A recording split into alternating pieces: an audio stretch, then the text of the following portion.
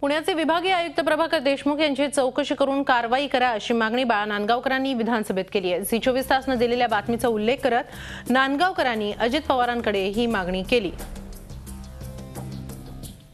विभागीय आयुक्त पुणे प्रभाकर देशमुख यांची जी अवैध जमीन आहे, जांबे गावात 300 एकर जमीन हे नियम डावलून कायद्याची पायमल्ली करून कायदे वेडेवाकडे वळवून जी जमीन बळकावलेली आहे, जमीन विकत घेतलेली आहे आणि त्याची प्लॉटिंग करून 127 कोटी रुपये पण कमवले।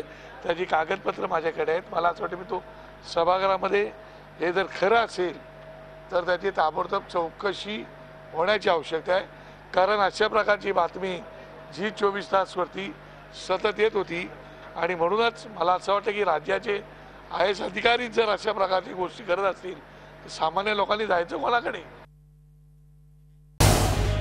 झी 24 तास रहा एक पाऊल पुढे।